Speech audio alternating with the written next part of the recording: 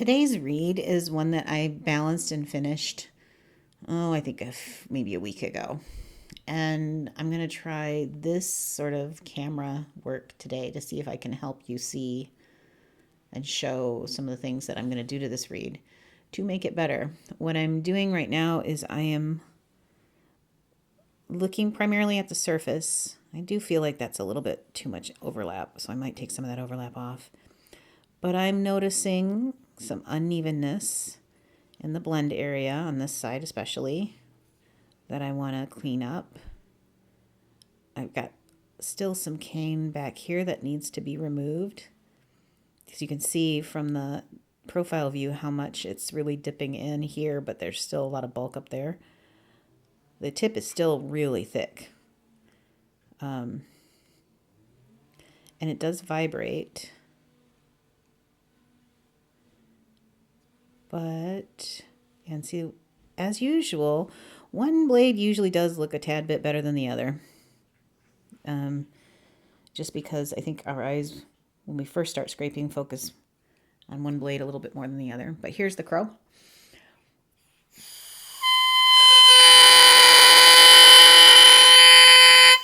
This one's going to be an easy fix. It's a little resistant. So the first thing I'm going to do, of course, is clean up that blend area, especially on this blade, right up here. I should use this. It'll be easier if I do it this way. This part right here needs to be cleaned out. That's going to help the response. It's going to help the profile. It's going to help all the things. So let's do that first. Okay, I'm going to try to do this on camera. I'm going to take this up a little bit so that I can also see what I'm doing. And hopefully it'll stay on camera as I do it. Okay. Oh, my neighbor's dog is out. Okay. So here we go, trying to get this kind of cleaned up and matching more like the other side.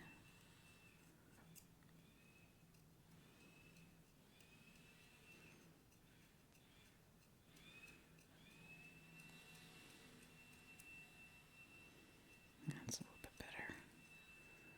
I'm going to blend that in off the sides. There we go. That was a nice little chunk that wanted to be removed.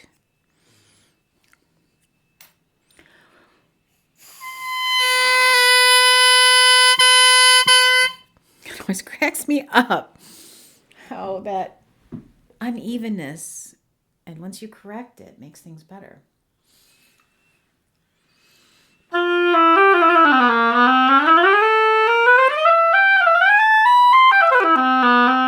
Okay.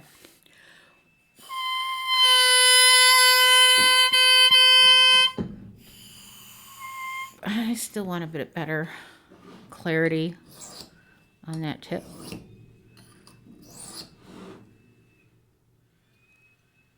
Okay. So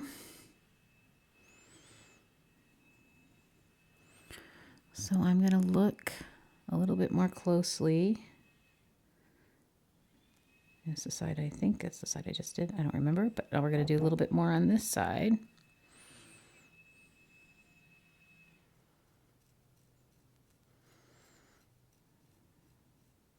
Oh, we love a sharp knife. Especially when we're over here on the sides of the tip. Just makes things so much easier.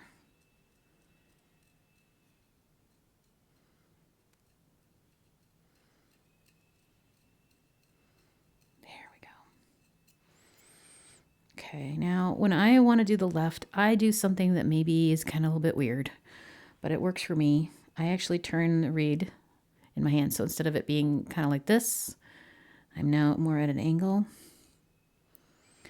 And this will allow me to get very close on that left side, on the sides of the tip. Used to be my left side of the tip would look the worst until I figured this out. And now it oftentimes looks better than the right because I can really get down in that area better, because I am scraping kind of like this. So if you've never tried it, I highly recommend it, because it makes it so much easier to get that side thinner. And of course, if you are left-handed, you would do the same thing. Like if you held the reed in this hand, you would end up doing the same thing like this, you know. I'm not even going to try to demonstrate that.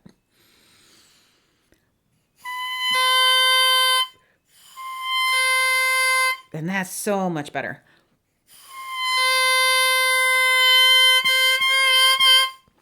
Now, again, low crow, a little bit hesitant. Let's find out where we are.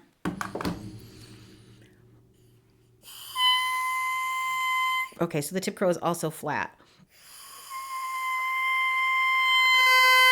It wants to, as I blow, get flatter. This is a nice opening, by the way.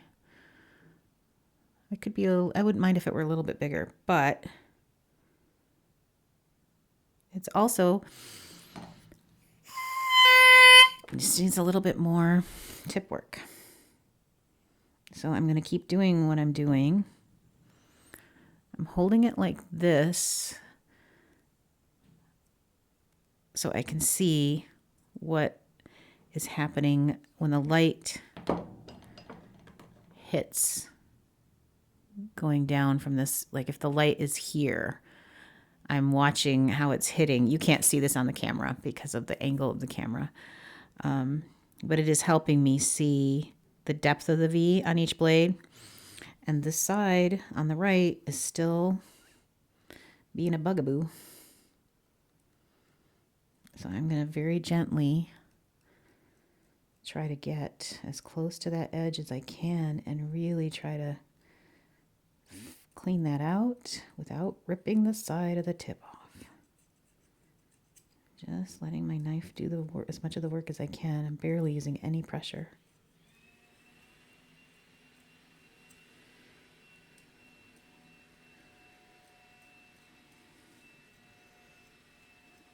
There we go. Oh, that looks a lot better.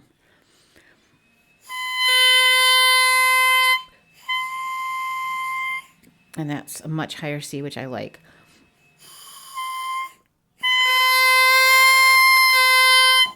Now, because I've done that, I'm basically separating the tip from the rest of the reed a little bit more.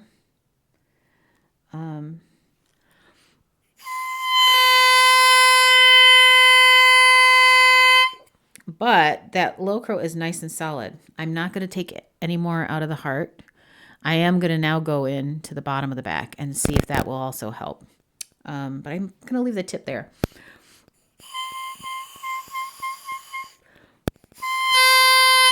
I mean, typically I might try to get a little bit more zing in that tip crow, but this cane that I've been using feels a little bit tubby to me anyway.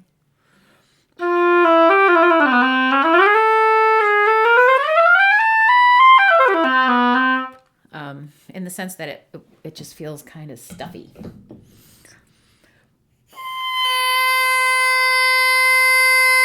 This is some Olivia cane on the Ann Hodge gouge, I believe, that I picked up at the conference. There have been really good pieces, and then some really not so good pieces.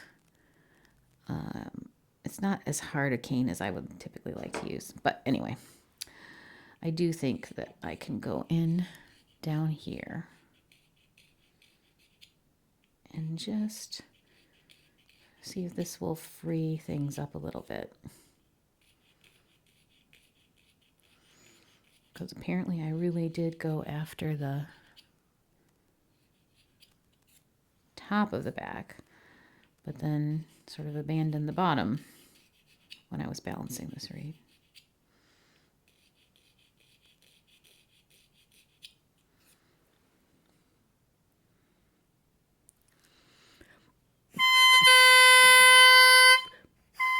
Okay, do you notice? Here's what's important. Do you notice how all of a sudden now the tip crow is like, it's kind of happy. It's like smiling. Because when I did that, when I took Kane out down here, it ever so slightly closed up and brought the sides of the tip a little closer together.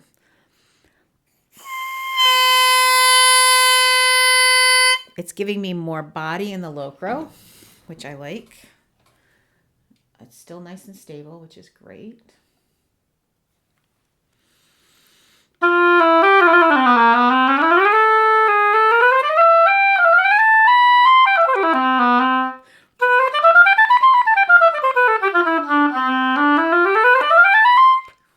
Not bad.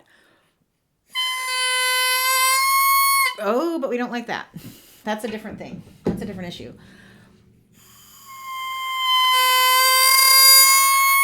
Okay, the fact that it wants to kind of squeal up if I blow harder usually means to me that there's something going on between the tip and the heart, or the opening of the reed wants to close up, which may be the case here, but I don't think so. I feel like the heart is still pretty strong. I think I can just dust a little bit off and see if that doesn't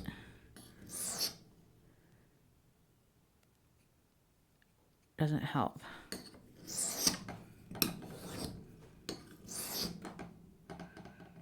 There we go. So now, because again, as you blow on it and when it's crowing, the low crow's disappearing, the pitch of the crow is going up. So that means while I'm playing the reed, and if I want to play loud, the pitch is going to go up and it's going to tighten and not allow me to play at a good volume. So what I'm doing here is kind of just inspecting the heart area.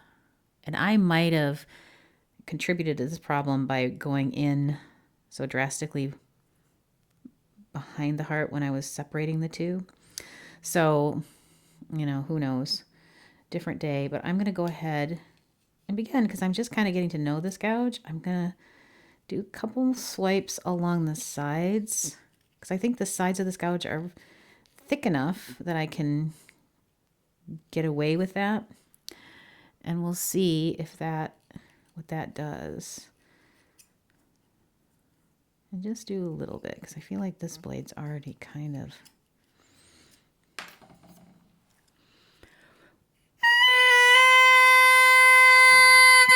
Okay, that's really lowered the pitch though. Big surprise. But before I clip it, even though it's flat, I'm going to play on it to see if that crow stays flat.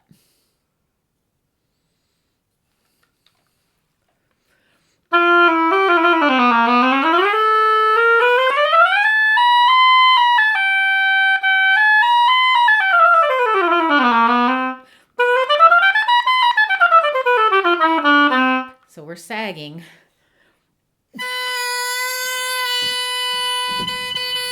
But that's good. That means that I can clip it and it will be much better. Now, I am not clipping on camera because if I do clip on camera, it'll be crooked. So sorry. Just can't have you watch that because it makes me nervous. But I think a tiny little clip. And my tiny, I don't know if you can even see how small that is. There it is. There it is. Did that much.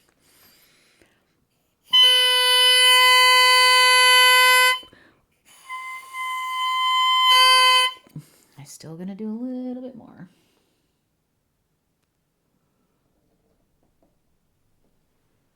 There we go. Oh, crapola. Didn't quite get that one straight. There we go.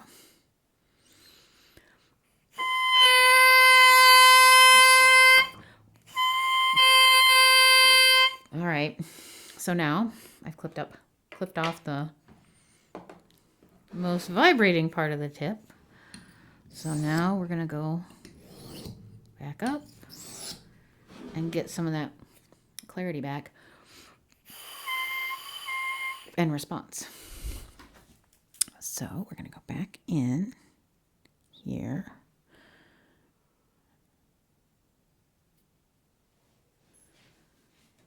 Okay.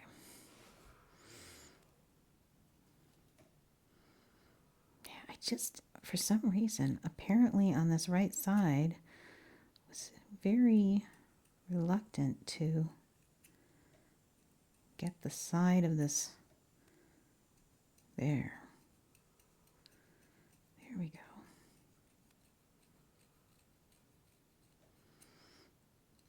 Cleaned out. It just looks like there's too many layers of cane still on this right hand side.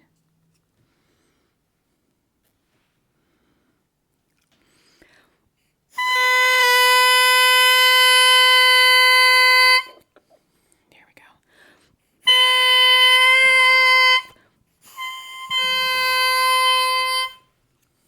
Maybe we might be closer.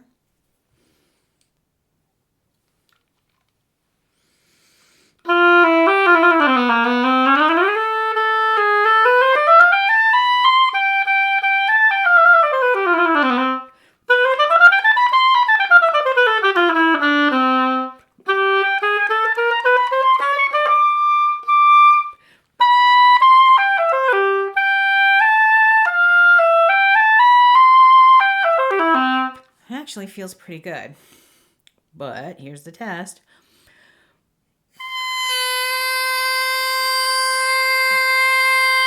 It's up to pitch. The crow is tightening up. I think we're gonna leave this here and play on it a little bit. I think I still want to do a little in the heart. I mean, not in the heart, in the back. I still think we're gonna do just some real light, long strokes back here. Just to see.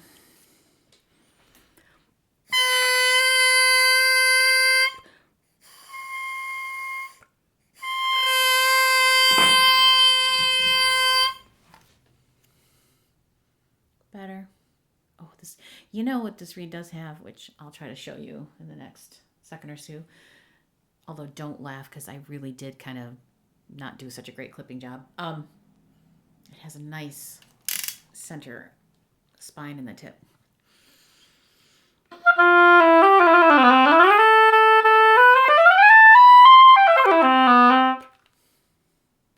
Okay. Oops, it's upside down.